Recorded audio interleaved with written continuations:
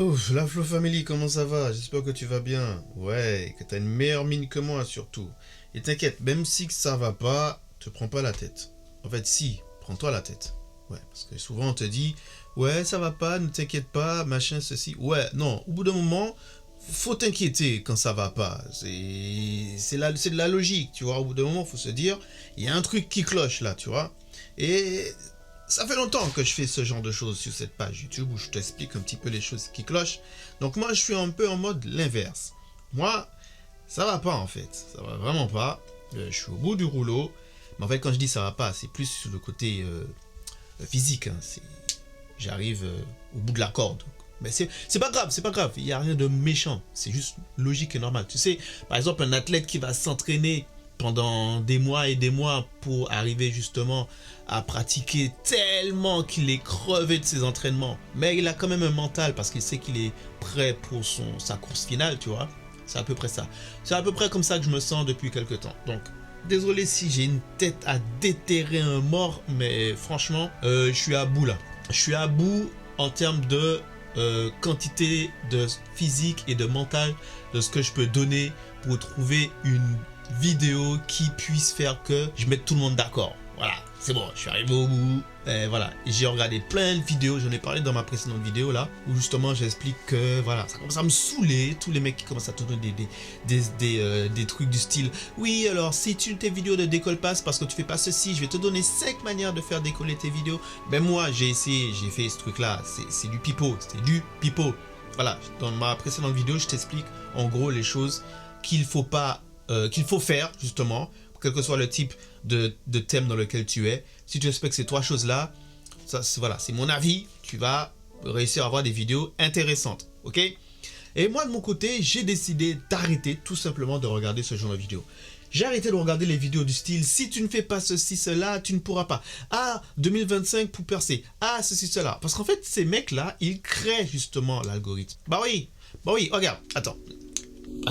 Bon, je viens de me réveiller et je suis déjà en train de taper une discute avec toi là. Écoute, imagine, si tous les gros youtubeurs qui font des chiffres, ok, ils arrivent à un moment, ils savent plus de quoi parler. Parce que maintenant, comme je t'explique, on en a marre de la technologie. Je vais te dire un truc, moi personnellement, en tant que vidéaste et photographe, moi je supporte plus de regarder les vidéos des mecs qui, il y a une semaine, ils te disaient, il y a un nouveau boîtier qui sortait, ils l'avaient déjà et ils l'utilisaient déjà.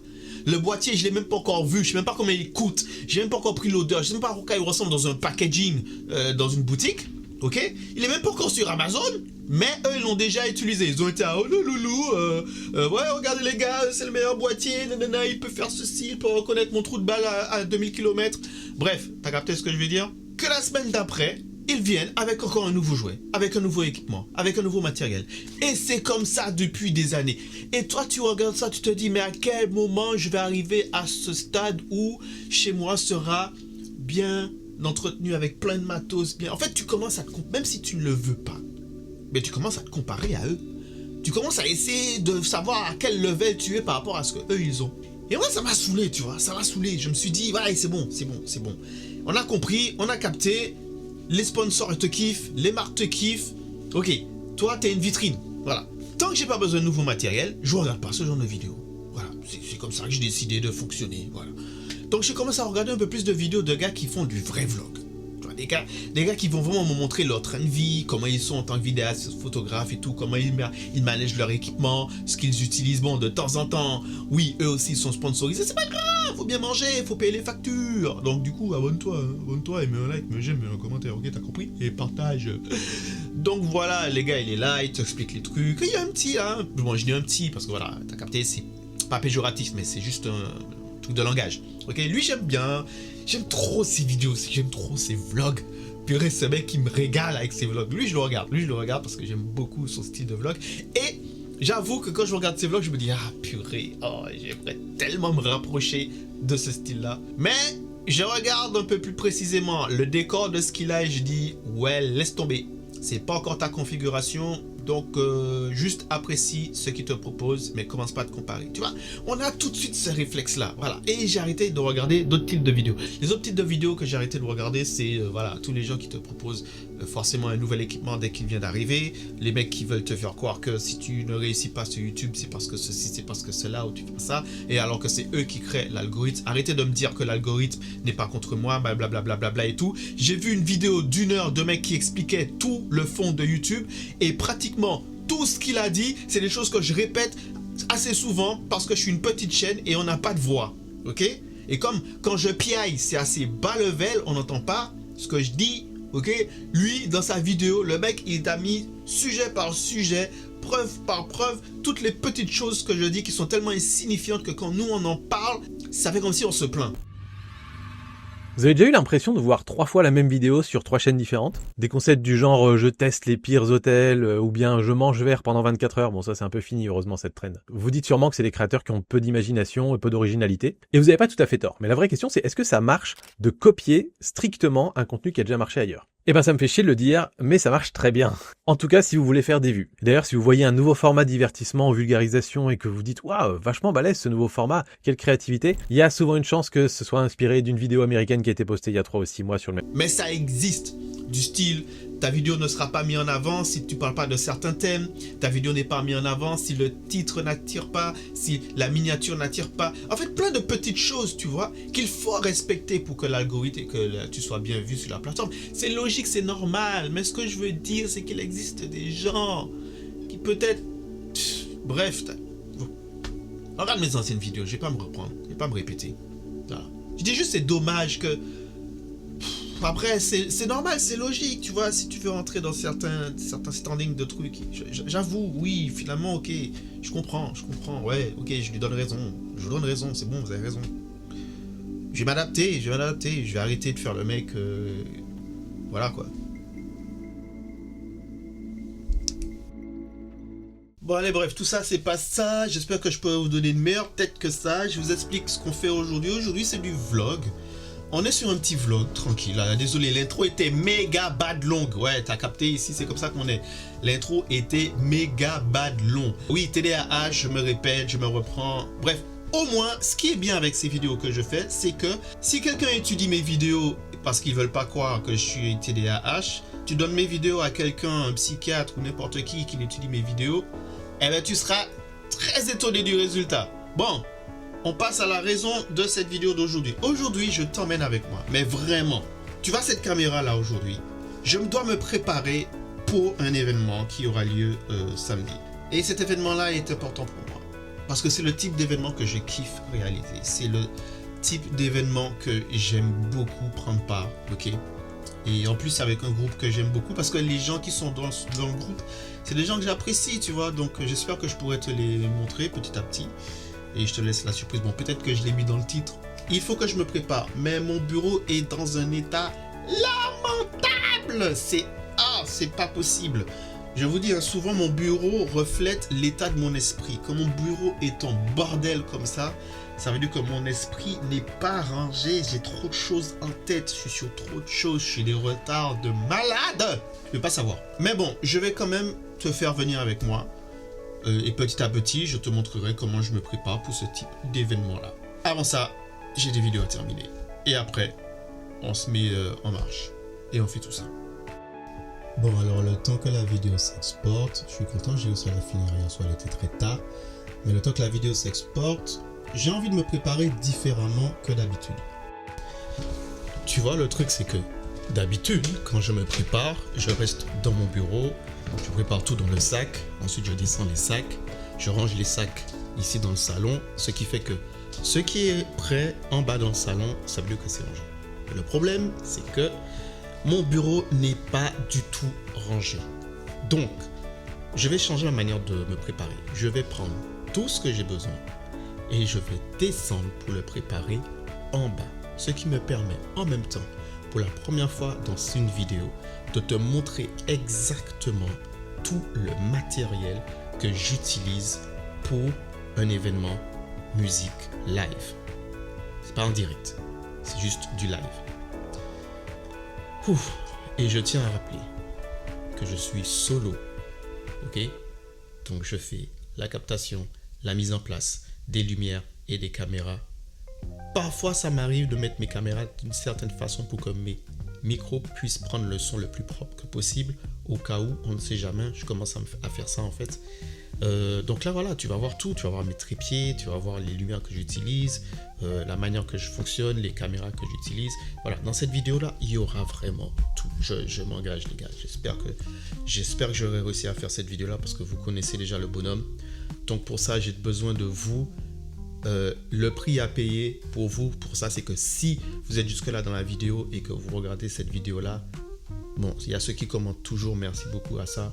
Pour vous, les nouveaux qui viennent d'arriver, si vous n'êtes pas abonné, abonnez-vous. Abonne-toi frère, abonne-toi. Voilà quoi. C'est comme ça maintenant que je peux m'en sortir face aux autres youtubeurs et face à YouTube tout simplement. Je veux même pas dire face aux autres youtubeurs, juste face à YouTube et avec l'algorithme et tout ça. J'ai besoin que vous soyez avec moi. Voilà. Bon, allez, mais avant ça, il faut quand même ranger un petit peu le salon parce que j'ai pas envie de mettre du bordel alors que ouais, il faut ranger un petit peu quand même. Donc je range un petit peu et après c'est parti.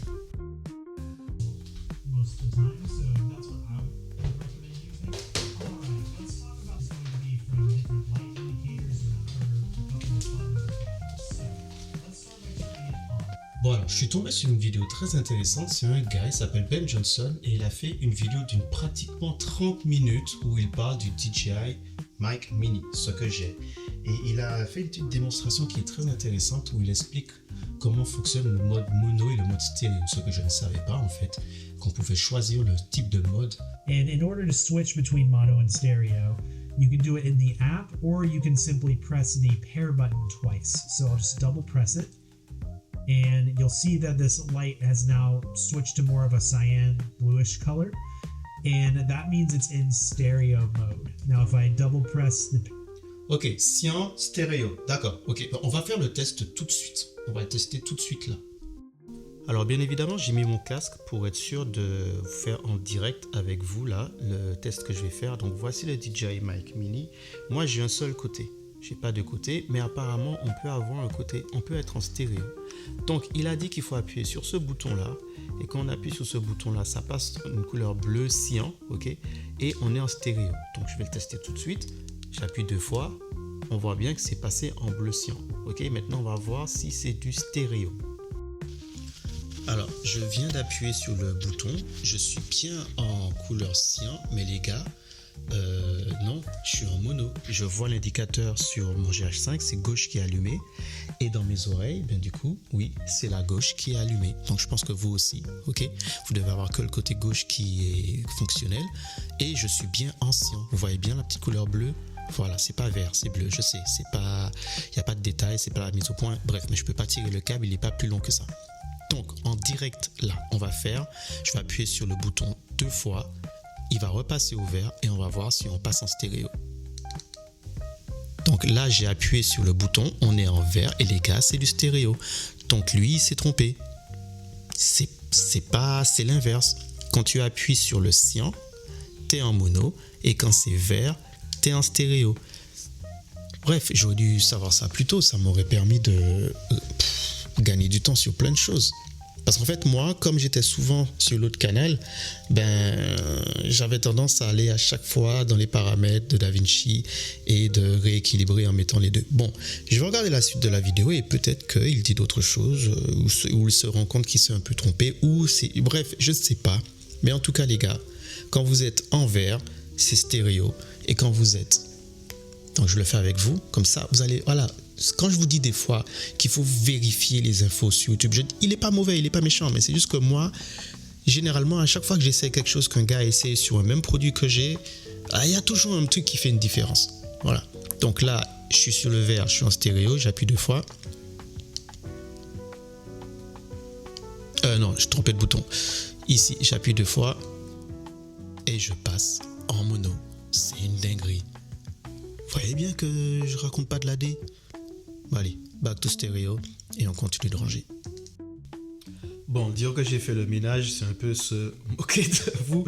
Bref, mais en tout cas, j'ai un peu déblayé, j'ai un peu nettoyé. Bon, là, on va mettre la musique à fond et on va commencer à descendre le matos. Bon, On va commencer par les lumières. Les lumières, c'est très important. La preuve là, il n'y a aucune lumière à part la lumière d'ambiance de la pièce. Et je suis à 2.8 à 3200 ISO sur le GH5. Et tu vois que, bon, on a quand même une bonne qualité de truc. Mais bon, pour ne pas avoir à exploiter ton boîtier de ce genre-là, voilà, pour ne pas avoir de mauvaises surprises, vaut mieux rester sur les ISO natifs de ton boîtier. Sur le mien, je pense que c'est 800, 3200. Voilà, je vais rarement plus bas et rarement plus haut. Voilà, ça peut m'arriver d'aller à 400. Voilà, allez, ça dépend. Mais bon, généralement, je reste entre 800 ou 3200 ISO. Tu vas voir que si tu rajoutes de la lumière, ça n'a plus rien à voir. Donc, les lumières que j'utilise, les voici. C'est les Godox SL60W. 60W, ça veut dire quoi? C'est la puissance, 60 watts. D'accord? Ça se présente ainsi, tu vois, c'est très petit, compact, c'est très léger. Le seul problème, c'est que ce n'est pas du RGB pour le prix, ce n'est pas du RGB, ok? Par contre, tu as deux teintes de couleurs. Tu as du plus que blanc, voire limite bleu, ok? Et tu peux aller sur un petit doré. C'est pas doré de ouf, mais voilà. Tu peux descendre un petit peu dans cette chaleur-là, monter dans cette chaleur-là et descendre, voilà. Bref, tu as cette plage-là. Tu as les télécommandes qui vont avec, ce qui est super pratique pour le genre d'événement que je vais faire. Et encore un deuxième défaut, c'est que c'est pas à batterie, ok? Ça se branche, poteau. Donc oui, c'est pour ça que ça ne coûte que 140 balles. Mais j'en ai 3 et ça fait largement le taf. Donc Godox SL60 que je vais utiliser en main light, qui veut dire que ce seront mes lumières de principe général, ok? Je ne savais pas si on pouvait dire principal ou principaux. Donc en fait, c'est les lumières que je vais utiliser comme source générale. Ok, bon, mais avant de passer aux autres lumières, je vais juste te confirmer pourquoi c'est important d'avoir une lumière. Regarde, hein, je suis repassé à 800 ISO, j'ai pas changé les autres réglages. Et là, je vais venir allumer ma lumière LED et regarde. Boum! Voilà, c'est juste hallucinant. Comme quoi, c'est peut-être un 15-60 watts, mais regarde, si je l'oriente bien comme il faut, là je vérifie, voilà, je peux avoir une lumière décente. Alors, je ne vais pas le mettre directement sur moi, sinon ça va cramer mon image, mais je l'envoie taper en haut, puisque la maison partout est blanc, donc ça va rebondir partout et j'aurai une lumière assez homogène. Ok, bon, j'aurai un petit peu d'ombre sur le visage, mais tu constates que contrairement à tout à l'heure, on est pas mal, ok? Yeah, c'est encore moi. En fait, ouais, je vais te montrer un truc aussi qui peut être super utile à utiliser. C'est un Godox. Non, pas forcément un Godox, mais c'est ça. C'est une softbox en fait. Et celle-là, c'est un petit carré, tu vois. Et ça peut être très intéressant quand tu fais du groupe et qu'ils veulent une lumière un peu plus tamisée et que ta lumière ne puisse pas aller un peu partout dans la pièce. Tu vas voir, si je mets le Godox sur la LED là et que je la dirige vers moi, tu vas voir que l'image elle sera déjà différente. Tu vois la différence? En fait, la softbox, boîte, une boîte douce, tout simplement. Et la grille que tu as vue dessus, c'est pour que la lumière soit dirigée directement là où la surface de la softbox pointe. Ça évite que la lumière soit propagée partout. L'avantage d'avoir une softbox comme ça que tu vas pouvoir mettre sur tes sujets, c'est que si ton sujet est ce qu'on appelle sur une position en contre-jour, qui veut dire il est contre le jour, qui veut dire que la lumière, la source de lumière principale se trouve derrière lui, qui fait que quand la lumière tape, ben toi tu éclaires ici, ok? Ça fait que ton sujet est éclairé et il se découpe bien avec l'arrière-plan, lui qui est bien éclairé. Tu vois comme mon arrière-plan est bien éclairé, mais si j'éteins la lumière qui vient sur moi, je suis dans le noir total. Pas noir total, mais bon, tu as capté. Tu vas moins me voir. Alors que si je mets une source de lumière sur moi directement, ça me permet de pouvoir filmer et avoir une belle lumière sur mon sujet, même s'il se trouve à contre-jour. Qui veut dire, il est entre la lumière, la caméra, sujet, lumière dans le dos. Caméra qui doit prendre la lumière. Si la lumière n'est pas au même endroit où il y a le sujet, il n'y a pas d'image. En tout cas, l'image, elle n'est pas belle. Attends, je te montre. C'est mieux que je te montre. Attends. Là, j'ai coupé ma lumière et tu vois bien que je ne me découpe pas du tout sur mon fond. Mon fond est très bien éclairé, ok? Mais moi, voilà, c'est pas ouf. Donc là, je vais remettre la lumière. Et voilà, ça t'évite à avoir à booster tes ISO au maximum pour avoir parfois une image dégueulasse. Et des fois, si tu boostes tes ISO, imagine, tu n'as pas de filtre, j'ai pas de filtre ND dessus, je booste les ISO, je vais avoir mon arrière-plan qui sera complètement cramé pour avoir une image correcte. Alors qu'il suffit juste de placer une petite lumière, tu vois, 60 watts suffit, avec une petite softbox, et le tour est joué. C'est pas compliqué, hein. Parfois, il faut juste s'entraîner, practice et regarder mes vidéos. Bon, je te présente le GH5 qui sera le deuxième boîtier. Bon, j'en ai deux. J'en ai un avec lequel je suis en train de me filmer actuellement. Et le deuxième, ce seront mes deux boîtiers qui seront fixes en position latérale, qui veut dire sur le côté. Alors, je vais mettre un à gauche, un à droite et chacun va pouvoir prendre un angle différent. Un en large et un peu plus en portrait, en semi-portrait je vais dire, ok. Semi-portrait qui veut dire que je vais prendre la tête de certains des participants jusqu'au niveau du buste, ok. Alors je vais te le refaire. Un portrait c'est plutôt, on va dire que c'est ça, ok. Alors, on va dire que ça c'est un portrait. Quand tu fais un portrait, on va dire voilà, c'est ma tête, portrait, c'est ma gueule, c'est ma tête, voilà, portrait. Semi, c'est quand on voit un peu de corps, ok. Semi, on voit un peu de corps, il faut que je recule un petit peu. Bref, on voit un peu de corps, voilà. Et plan large, voilà, plan large, c'est que y a tout dedans. Donc, lui, il va venir directement avec le micro placé dessus pour prendre le son d'ambiance, pour pouvoir avoir son témoin. Et t'as capté? Ok. Le dessus, je vais mettre le 16 mm pour avoir le plan large. Et directement sur celui que tu as là, je serai un petit peu au 35. Voilà. Mais comme ce sont des micros 4 tiers, t'as capté, tu fais les maths. Ok, voilà. Pas le temps pour faire tous ces trucs-là et tout. Il y a d'autres vidéos pour ça. Bref. Bien sûr, monter sur le trépied. Tu vois le trépied qui est là. Ok, trépied tout simple de chez Manfrotto. Il est solide, ça fait des années que je l'ai. Je ne sais plus c'est quoi le modèle. Mais voilà, c'est super pratique. Juste à poser dans des zones où parfois il y a beaucoup de monde. Alors, j'aurais aimé avoir des trépieds plus solides, j'avoue. Parce qu'il suffit que quelqu'un passe à côté, mette un petit coup, tu vois. Regarde. C'est pas solide de ouf, t'as vu? C'est pas un truc... c'est pas un truc tarlé professionnel qui se la pète Netflix, tu as capté ce que je veux dire? Mais parce que voilà, il suffit qu'un bambin il passe à côté et ça tient pas. Donc voilà, fais gaffe quand même où tu les poses. Fais en sorte que là où tu vas les poser, il puisse pas avoir trop de mouvement. Parce que c'est quand même une galère. Tu es là, tu as fait ton cadre, tu as fait ton plan. En plus, surtout, si comme moi, des fois, la plupart du temps, tu vas passer en mode manuel pour ton expo, pas pour ton expo, mais pour ta mise au point, tu vas déterminer ta zone de netteté. Voilà, tu as un gamin qui passe, bim, il a poussé ton truc. Ah, mais j'ai pas fait exprès. Ou bien quelqu'un qui passe, il veut passer. Il y en a, vous êtes vraiment relou. Il y en a sur les trucs, les scènes, vous êtes relou. Il y a une caméra qui est positionnée là. C'est pas une fois un mec qui me fait quoi? Il arrive et il me fait ça. Et il passe. J'avais envie de le démarrer. Mais bon, comme c'était un truc chrétien, j'ai fait le mec, ouais, t'inquiète. Ah, j'ai pas vu, ouais, vas-y, casse-toi, vas-y, j'ai fait style, ouais. Mais j'avais tellement envie de le démarrer, sa mère, la poulpe. Mais bon, bref. Les gars, vous voyez un mec qui a posé une caméra quelque part et touche pas à ta race.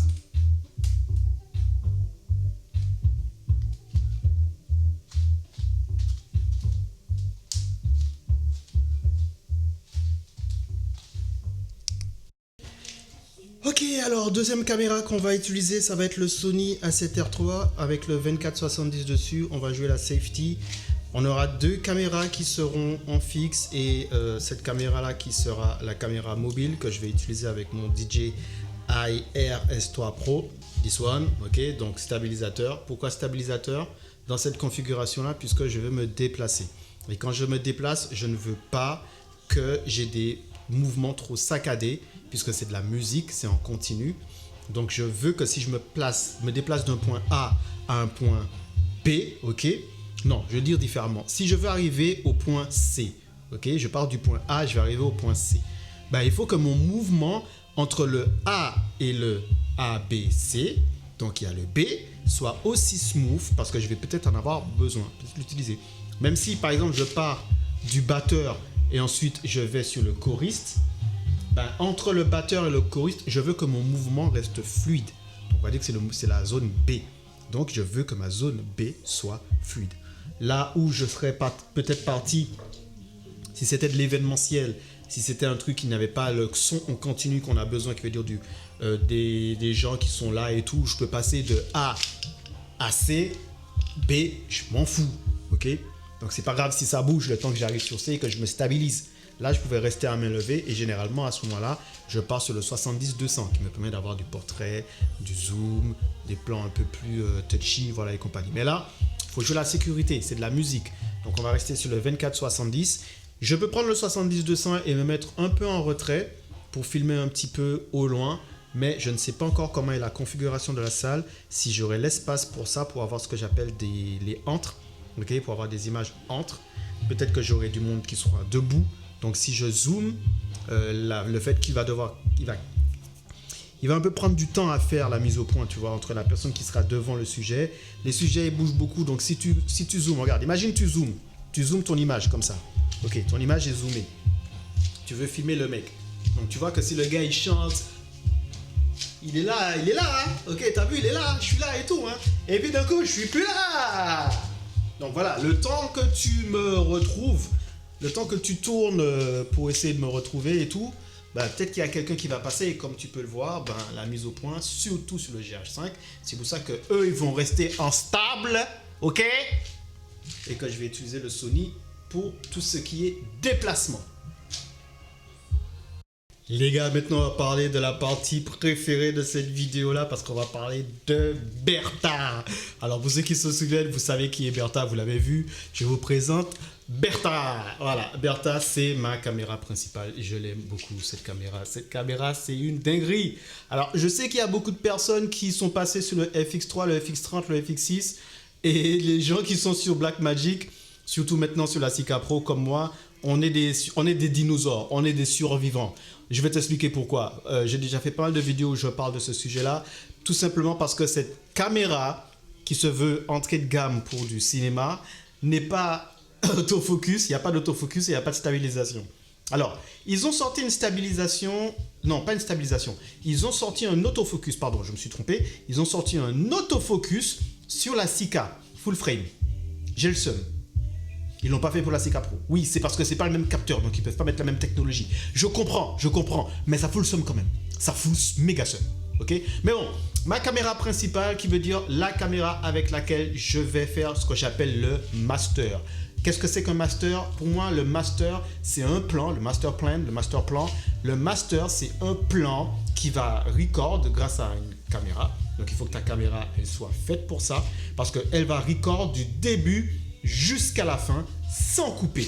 Donc pour ça, poto, il faut que ta caméra ne puisse pas être capable de chauffer, il faut qu'elle puisse tenir une énorme autonomie et qu'elle garde une constante qualité vidéo. La Blackmagic le fait. Oui, parce que la plupart du temps, la Blackmagic, ce sont des caméras qui sont utilisées beaucoup dans le milieu audiovisuel pour faire du broadcast, pour faire du live et compagnie. Donc moi je me suis dit, mec, tu fais du clip, tu fais aussi des vidéos, mais tu fais beaucoup de live. Il te faut une caméra avec laquelle, quelle que soit la résolution que tu utilises, tu puisses avoir une bonne qualité. Ok? Là, comme je sais que je vais devoir filmer très longtemps, je peux tout simplement me mettre en 4K. J'ai pas besoin d'aller sur la Sika. En 4K avec une peut-être en Q3, qui veut dire la qualité en Q3, bitrate constant ou variable, mais je préfère rester en constant. Ok?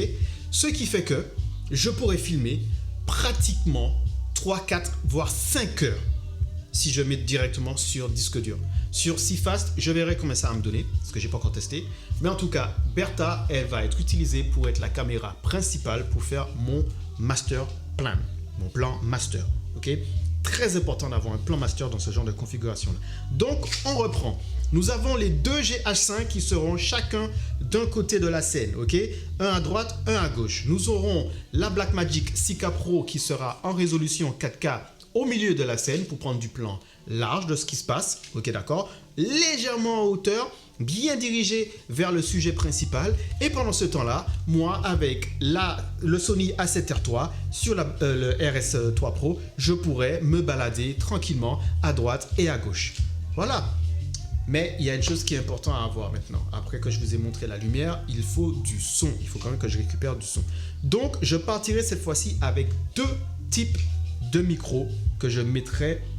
Alors, je vais mettre des micros d'ambiance, bien sûr, sur la Blackmagic Sika Pro, mais je partirai quand même aussi avec un enregistreur. C'est le H1N. Voilà, je pense que je partirai avec pour avoir peut-être plus que le son d'ambiance et peut-être du côté des musiciens. Et après, je ferai une sorte de mix avec les deux. Si tu veux mettre une ambiance dans tes scènes, c'est important d'avoir des lumières d'ambiance du coup, ok? Et moi, ce que j'utilise, c'est des Projo LED qui sont tout simplement ces petits trucs-là que tu vois, que tu peux venir placer un peu en arrière, en retrait, et qui vient taper, soit moi la plupart du temps comment je l'utilise, c'est que ça vient taper derrière la tête de mon sujet, et qui fait que, attends je vais te montrer, si tu es jusque-là dans la vidéo, franchement, c'est trop sympa de ta part. Je te remercie beaucoup pour la confiance que tu m'accordes de passer du temps avec moi dans cette vidéo. Là, ce que je vais faire, c'est que je vais accélérer un peu le pas, tu vois. Je vais aller chercher tous les trucs, mettre sur la table. Tu vois, là, j'ai déjà commencé à un peu tout mettre sur la table, là. Tu vois ou pas? Voilà. Il y a tout sur la table, déjà. Mais il n'y a pas vraiment tout. Donc là, le but, c'est d'aller récupérer tout le reste de l'équipement, de venir mettre tout sur la table et de commencer à faire le montage de tout ce que j'aurai besoin progressivement et petit à petit. Je pense que je ne me rends pas compte des fois de la dinguerie de ce que je suis capable de faire et que je rabaisse mon travail. Je rabaisse, en fait, c'est quand tu arrives et tu as le résultat, tu minimises l'effort, l'impact, l'énergie, la qualité, la connaissance. Oui, je m'envoie des fleurs. Oui, Là, dites-vous que je vais me faire un bouquet là et je vais me baigner dans un bouquet de fleurs comme Picsou dans son coffre-fort. De privilèges et d'éloges. Oui, cette partie de la vidéo, c'est que de l'éloge à mon égard, de ma propre personne. Parce que j'ai réussi en l'espace de 2 heures, en étant tout seul. J'ai eu des aides, mais le tout, c'est quand même moi qui ai réfléchi et tout ça. Parce qu'on ne se rend pas assez compte. Donc je le fais là, pour que je sois capable de me rendre compte. Et que quand vous aurez les images, vous puissiez... Voilà. Ok. 4 caméras. 4 lumières. 4 caméras, chacune équipée avec un micro. 4 lumières pour éclairer une scène. Il y avait un batteur qui était sur l'estrade. Je rappelle la configuration, comme ça vous voyez en même temps. Un batteur sur l'estrade, là où il était, avec mes 4 lumières, très difficile de pouvoir l'éclairer. Donc, j'ai mis 2 lumières d'appoint, 2 projos. Un projo qui part directement sur lui. Et j'ai mis 2 lumières d'appoint face. À un moment, il y a une qui m'a lâché. Je pensais qu'elle avait assez de batterie. Elle n'avait pas assez de batterie, donc j'ai dû la brancher directement après. Mais je me suis débrouillé pour ça. Ceux qui étaient sur la scène, les choristes et ceux qui chantent, ils sont 7, si je ne me trompe pas. J'espère que je ne me suis pas trompé. Il faut les éclairer, mais aussi faire une ambiance. Je rappelle, j'ai 4 lumières, 4 caméras. Il y a 1, 2, 3, 4, 5 musiciens. 5 musiciens, c'est pas compliqué. Mais le problème, c'est la manière qu'ils étaient disposés. Très bonne configuration pour eux, pour jouer. Mais pour moi, pour filmer, c'était compliqué. Surtout d'aller choper la guitare électrique qui était dans le coin, derrière les choristes, à l'extérieur. Ok, de la configuration. Je pense qu'avec du recul, j'aurais dû le placer entre la basse et le piano. Mais comme il était lui aussi assis, ça aurait été difficile d'aller trouver des images intéressantes en plan large. Je ne l'aurais pas vu. Donc le plan large était assez compliqué à faire aussi. Mais je me suis très bien débrouillé. 2 GH5, un Sony Insica Pro. Voilà, j'ai fait avec les moyens que j'avais. Et ça, en l'espace de 2 heures, j'ai réussi à monter, préparer, configurer une scène pour un moment de louange en étant solo. Sachant que j'ai filmé, la totalité, presque 3 heures. 3 heures, plus la prépa, je compte pas la prépa, mais t'as capté. Et là, je suis sur le mode dérochage, qui veut dire que je dois récupérer les images de toutes les cartes pour dérocher, pour commencer à organiser mon dossier et voir ce qu'on peut commencer à faire et à sortir. Oui, parce que c'est ça la différence. Quand vous avez vos téléphones et vous faites vos stories, voilà, ça va vite. Vous pouvez déjà communiquer sur les réseaux en mode comme si c'est vous. Bref, je vais pas parler de ça. On va faire un petit café. Oui, parce qu'un café, j'en aurais besoin là. C'est sûr que je vais avoir besoin d'un café pour la suite des événements. Parce que là, je vais vous dire, les 4 caméras au dérocher, chaque carte fait 128 gigas. J'ai rempli une carte et demie. Donc, je suis pas prêt d'aller me coucher. Donc, on va se faire son petit café tranquille. Et puis, on se dit à demain. Je vous reprends demain dans la journée. Je vais juste me poser, mettre mon casque sur mes oreilles, écouter de la musique. Et je te retrouve demain.